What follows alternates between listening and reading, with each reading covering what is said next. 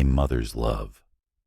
It's supposed to be that unbreakable bond, that last bastion of unconditional affection, the one thing that, no matter what, simply endures.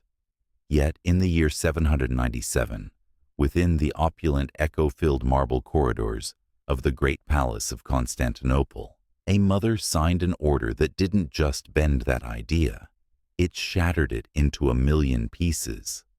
This wasn't some distant battlefield where lives were traded for territory, or a political purge against a rival general. No, this was far more intimate, far more chilling. Empress Irene of Athens didn't send her soldiers to the empire's borders. She dispatched them to the private apartments of her only son, the reigning Emperor Constantine VI. Their instruction was brutally simple, delivered with the cold precision of a surgeon's scalpel. "Hot irons," she commanded, "and make absolutely sure he can never wear the purple again." By the time the first rays of the Byzantine sun crept over the city's ancient walls, the 26-year-old emperor was blinded, dethroned, and left for dead. But the day wasn't over. By sunset, his mother wasn't just regent or empress. She was the sole, undisputed ruler of the Roman Empire, boldly calling herself not Basilissa, but Basileus, not empress, but emperor. How, in the name of all that's sacred, do you choose absolute power over the very child you carried, the flesh of your flesh, the heir to your dynasty? And what happens to a society, to its very soul, when the unthinkable, the unspeakable act of matricide in reverse becomes official policy, a grim testament to ambition? Keep watching, because Irene's answer to that question will make your skin crawl. And perhaps make you question everything you thought you knew about love, loyalty, and the relentless pursuit of the throne. Irene arrived in Constantinople not with a grand procession, but much like any other provincial girl plucked from obscurity, on the back of a cart, a mere 16 years old, and engaged to a man she'd never even laid eyes on. Her hometown, Athens, was a far cry from the glittering imperial capital. By the 8th century, it was less the cradle of democracy and philosophy, and more a dusty, forgotten backwater, its glorious past a distant whisper. Her family, minor nobility, had more debts than land, a proud name with little practical power. For a girl in her position, the imperial bride show wasn't just a chance. It was her one lottery ticket, her single shot at escaping a life of genteel poverty and political irrelevance. Imagine it. A line of young women, scrutinized like prized livestock, their beauty, their background, their very breath analyzed for suitability. It was a terrifying, exhilarating gamble. And then, Leo IV, the shy, asthmatic heir to the throne, picked her. The court gossips whispered it was because a shrewd court astrologer, perhaps seeing something fierce and unyielding beneath her quiet demeanor, had declared he saw a crown in her eyes. Prophecy or calculated flattery, it worked. They married in 769, a union of convenience and political necessity. 2 years later, she gave birth to Constantine, the future emperor, the precious male heir. The moment the midwife placed that tiny, purple-wrapped infant in her arms, Irene understood 2 things with chilling clarity. First, her personal value, her youthful beauty, her very identity as Irene of Athens, had just been utterly replaced by her reproductive value, her role as the mother of the emperor. She was a vessel, a means to an end for the dynasty. Second, and far more critically, she realized that the only way to climb higher, to secure her own position in this treacherous male-dominated world, was to grip that child like a rung on a ladder, to hold on to him, and through him, to power, with every fiber of her being. From that moment on, Irene became a master observer. She learned to smile demurely when courtiers bowed, her eyes betraying nothing.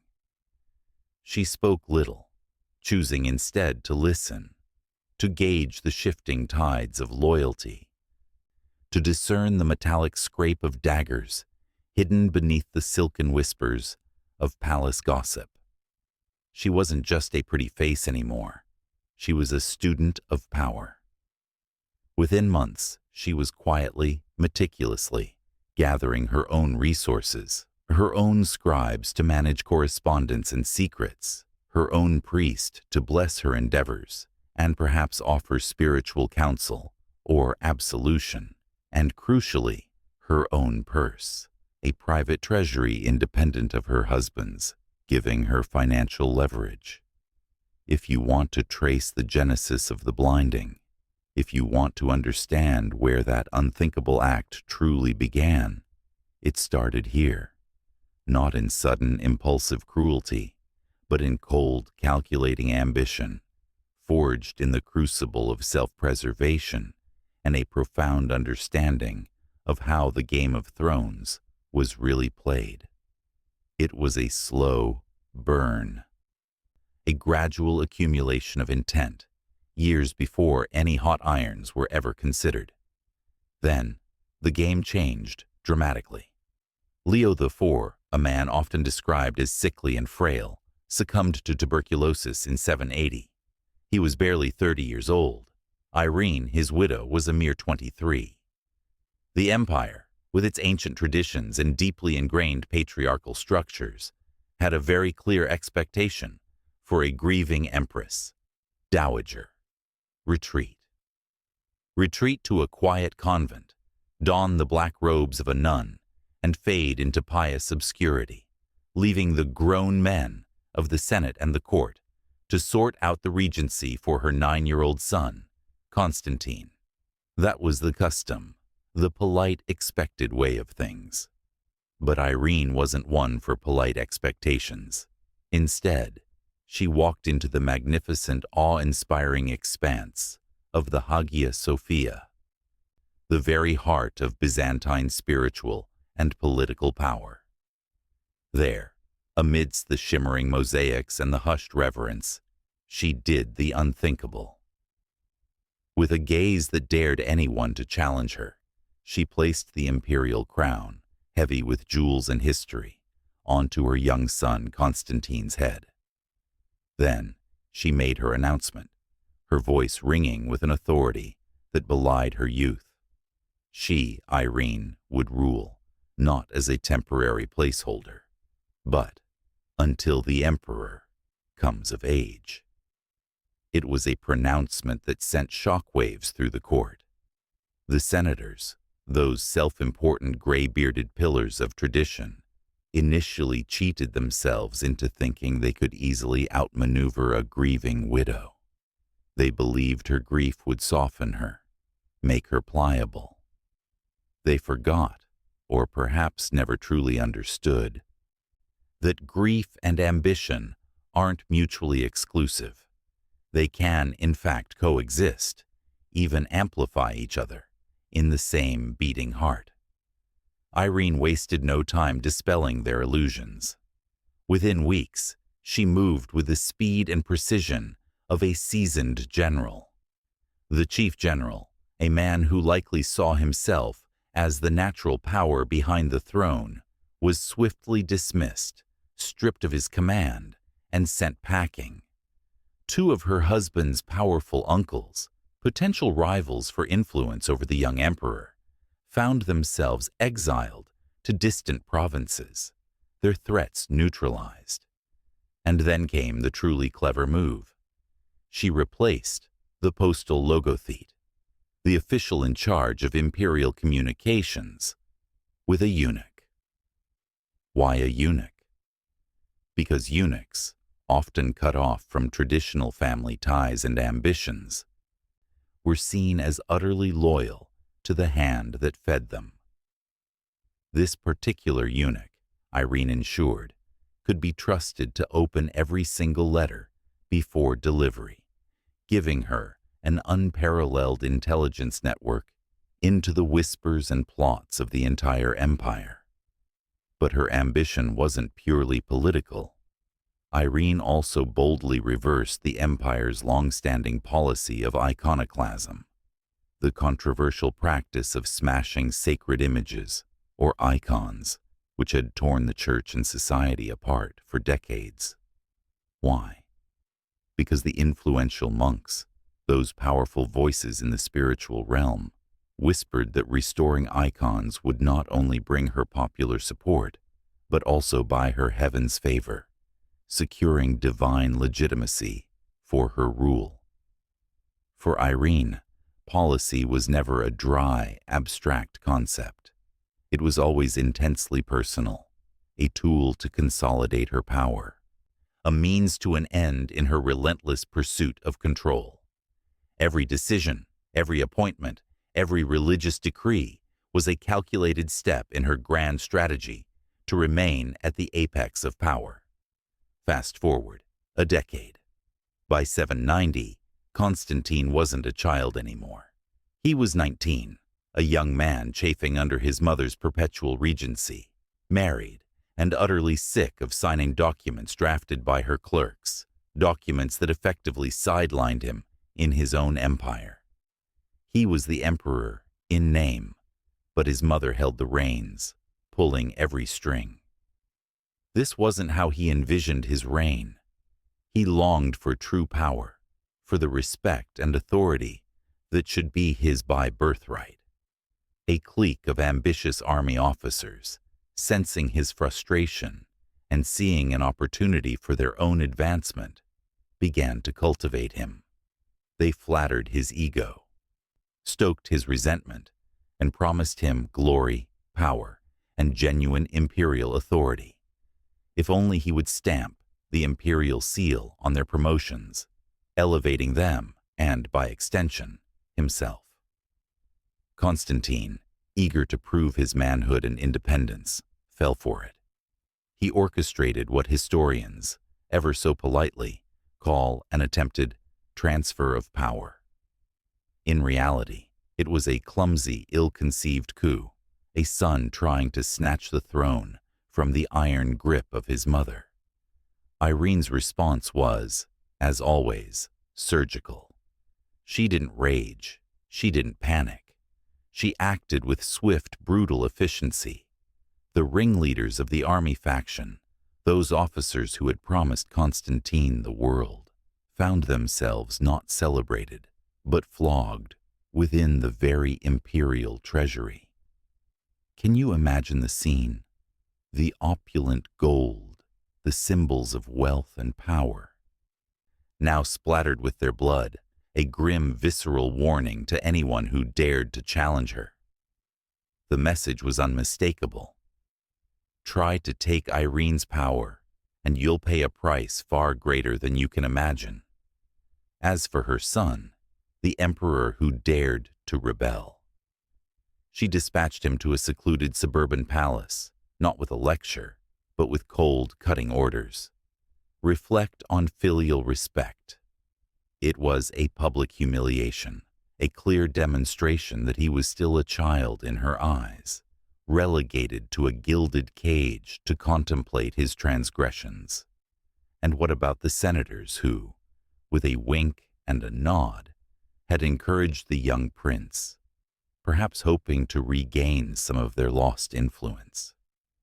They discovered, to their horror, that Irene had already moved their families, their wives, their children, their elderly parents, to distant, isolated estates, far from the capital, far from their reach. This wasn't just a political move, it was a personal one, a chilling reminder that Irene understood the true levers of power in Byzantine society: family and connections. The lesson was stark, unforgettable, and delivered with merciless precision. If you are foolish enough to try and pull the rug from under Irene, she won't just remove the rug. Oh no.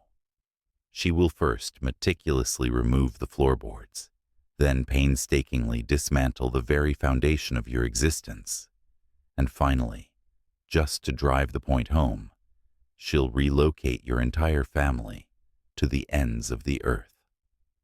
She didn't just win, she annihilated the very will to resist.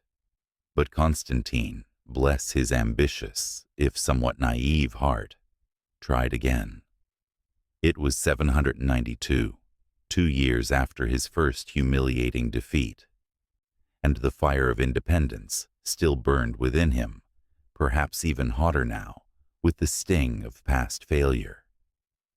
This time, he wasn't relying on palace intrigue. He rode at the head of a real army, a formidable force, believing that battlefield success against the fearsome Bulgars would finally, irrevocably, earn him the loyalty of his troops and the respect of the empire. He desperately needed a victory, a decisive win that would establish his authority once and for all, proving he was a true warrior emperor, not just his mother's puppet. He lost, badly. The campaign was a disaster, a humiliating rout. The Bulgars, a formidable and relentless enemy, didn't just defeat his army. They captured his imperial tent, a symbol of his command, his official seal, the very instrument of his authority, and with them, they captured his confidence, shattering what little self-belief he had managed to rebuild. He returned to Constantinople bruised, defeated, and utterly demoralized. Irene, ever the master of public performance, greeted her battered son with public kisses, a show of maternal affection for the court and the populace to witness.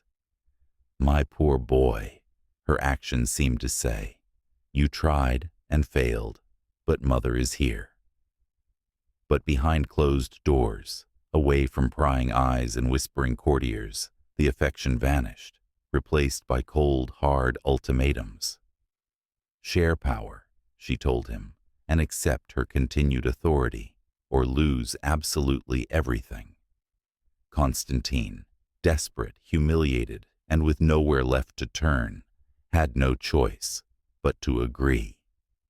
He capitulated, consenting to an uneasy co-rule. Coins were struck to commemorate this fragile truce, an attempt to project an image of unity and stability to the empire. These coins depicted mother and son sitting side by side, ostensibly as equals. It was an image so unusual, so unprecedented in Byzantine iconography, that merchants in distant Sicily, far from the political machinations of the capital, reportedly joked that the engravers must have run out of silver and used fear instead. They understood. For 5 uneasy, tension-filled years, the empire endured with 2 masters, both claiming the same throne, but with zero trust between them. Every meal, every council meeting, every public appearance was a delicate dance of suspicion, a silent battle for supremacy.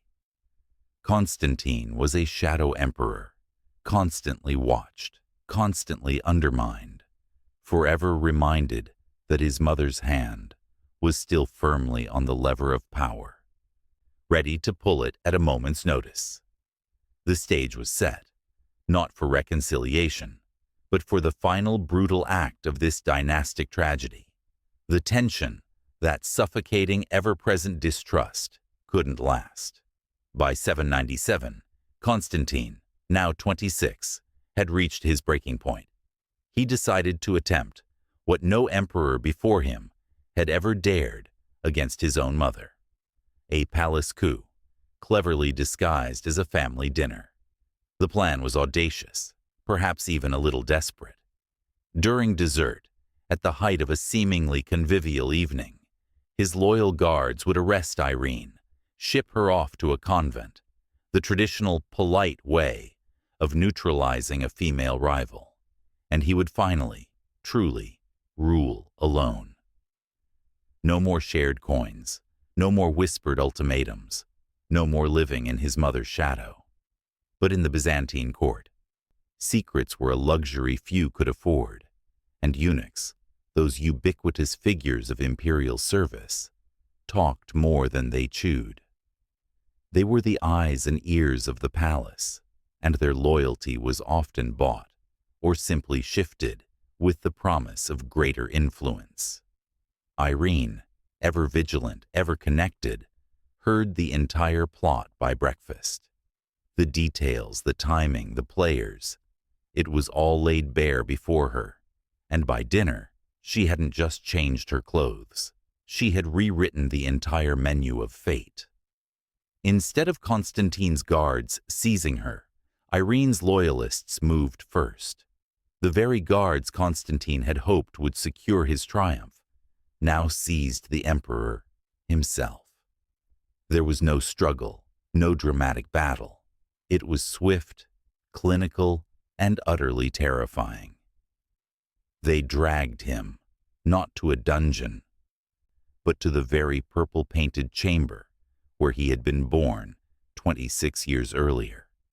Imagine the horrific irony. The room of his birth, the place where his imperial destiny began, now transformed into the site of its brutal, agonizing end. There, in that sacred space, they pressed white-hot daggers against his eyes, not just blinding, but a deliberate, excruciating act designed to inflict maximum pain and psychological trauma. They left him unconscious, writhing in unimaginable agony on the cold marble floor. Byzantine law was clear. A disfigured man, especially one blinded, could not wear the crown. It was a common method of political incapacitation, removing a rival without the ultimate sin of regicide. But Irene's law, the law she had written in blood and ambition, was even simpler, more ruthless. A living rival. Even a blinded one was still a rival. There could be no doubt, no possibility of a comeback, no lingering threat. The next morning, with the stench of violence still hanging faintly in the air, she convened the Senate. Her face, no doubt, was a mask of cold resolve. She announced, with a chilling lack of emotion, that God had visited justice upon the ungrateful, and with that pronouncement, she took the diadem for herself. There would be no co-emperors, no male figurehead. She would never remarry, never appoint a co-emperor, never name an heir. The empire, she declared, would be hers alone until death, or, as subsequent events would prove, until someone copied her own homework. Learning the lessons of ruthless ambition she had so masterfully taught. For 5 extraordinary years, Irene styled herself not Basilissa, the traditional feminine form for empress, but Basileus, the masculine form for emperor. This wasn't a linguistic quirk. It was a profound revolutionary statement. She wasn't just a regent or a consort. She was the supreme, undisputed ruler, taking on the very title and, by extension, the perceived authority of a man. Her coins, minted for public consumption and for the flow of commerce across the vast empire, bore her face front-facing, a rare and powerful image typically reserved for male emperors. She was depicted wearing the pearl-encrusted loros, a ceremonial sash of immense significance and grandeur, normally the exclusive attire of male monarchs. It was a visual declaration, broadcast to every corner of her domain. I am the emperor. Religiously, she cemented her legacy, at least in the eyes of the church. She reopened monasteries that had been shut down during the iconoclastic persecutions and enthusiastically championed the restoration of icons. She spent so lavishly on church decoration, on new mosaics, frescoes, and glittering liturgical objects, that the imperial treasury began to cough up copper instead of gold. While her piety was genuine to a degree, this was also a deeply strategic move. It solidified her support among the powerful monastic orders and the iconophile populace, providing a crucial pillar of legitimacy for her otherwise controversial rule. Abroad, her unprecedented status caused a stir.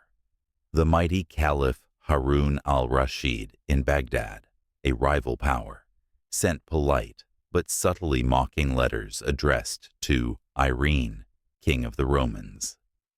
It was half compliment, acknowledging her unparalleled authority, and half taunt, a subtle jab at the perceived anomaly of a woman holding such power in a world of male rulers. He knew exactly what he was doing. At home, however, the lavish spending and the focus on religious appeasement came at a steep price. The economy, already fragile, began to buckle under the strain. Prices doubled, inflation soared, making life increasingly difficult for ordinary Byzantines.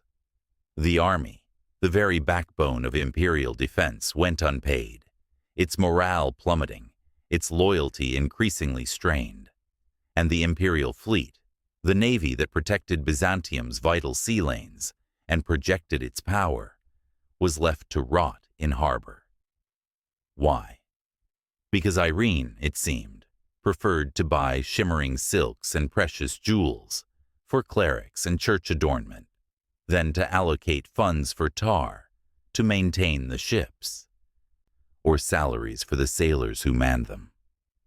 The empire's infrastructure, its military might, its economic stability, all were sacrificed on the altar of her personal power and religious policy.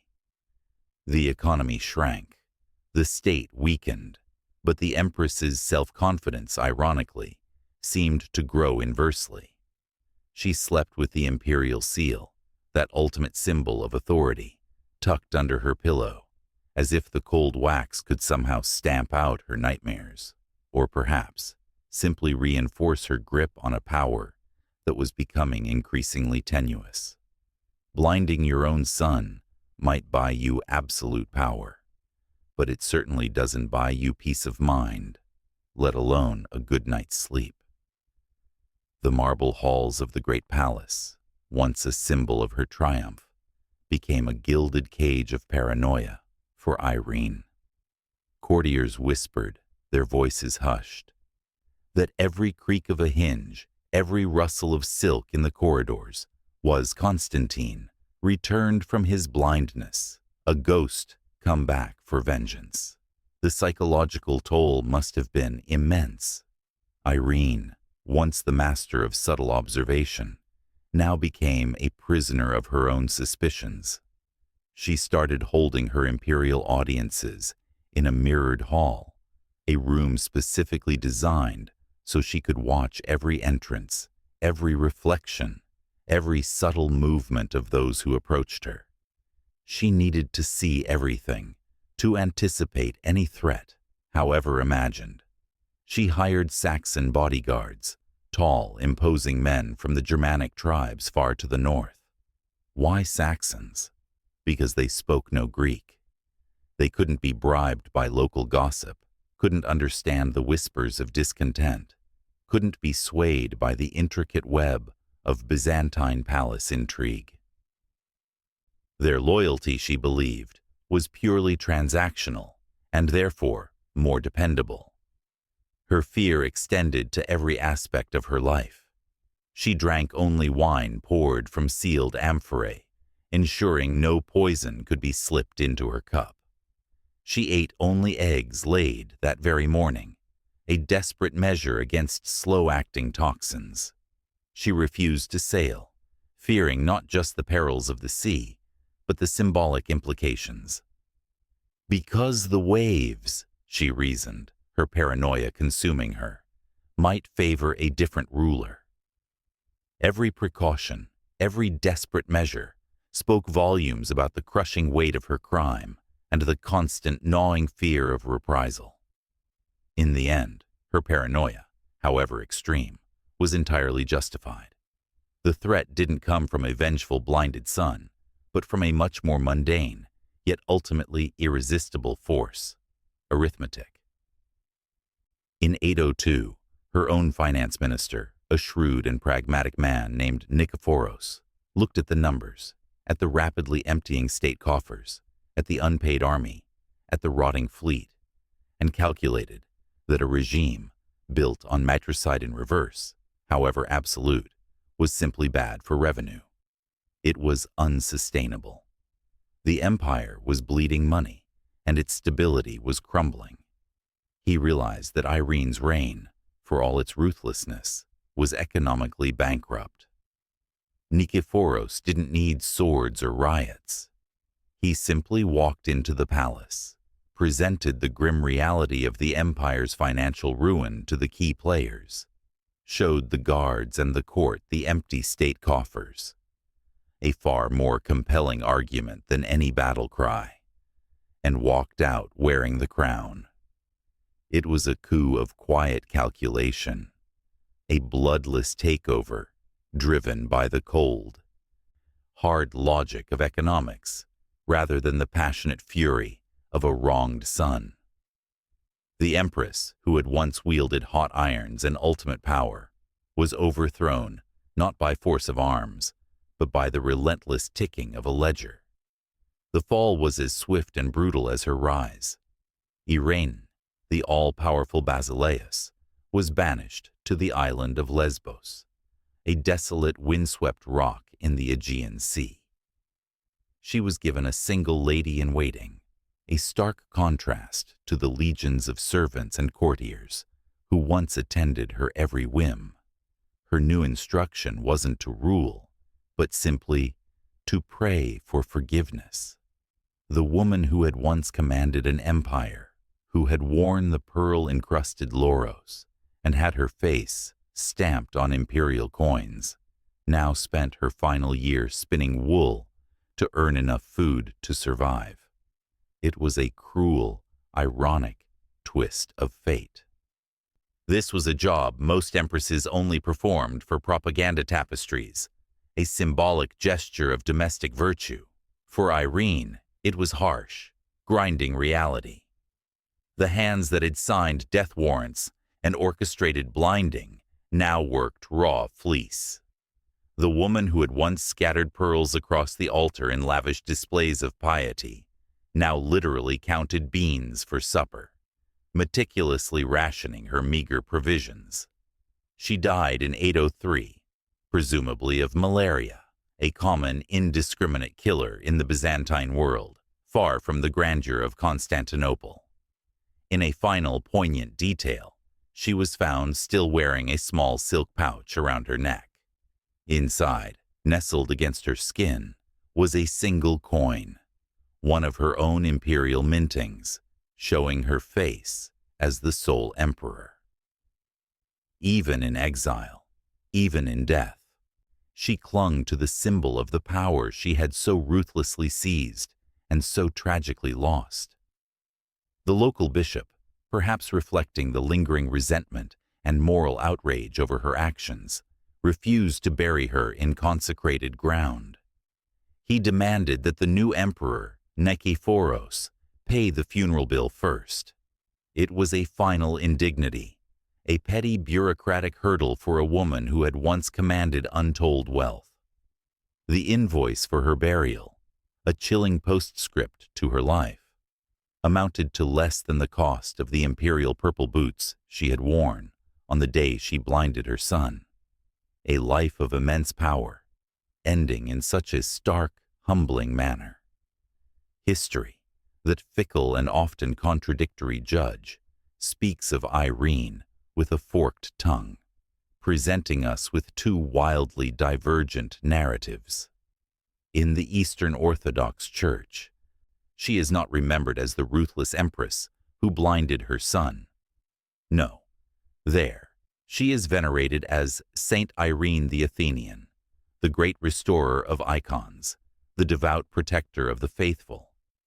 Go to the monastery of Hagia Irene in Constantinople, and you will see her immortalized in frescoes, her gentle eyes gazing serenely from a haloed face.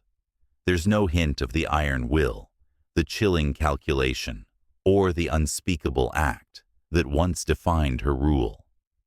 It's a sanitized, beatified version, a testament to the Church's gratitude for her role in ending iconoclasm. But then, open the chronographia of the contemporary historian Theophanes the Confessor, a man who lived through her tumultuous reign, and you meet a starkly different woman. He describes her not as a saint, but as a raging tempest, a serpent that devoured her own brood. For him, she was a monster, an unnatural mother, driven by insatiable ambition.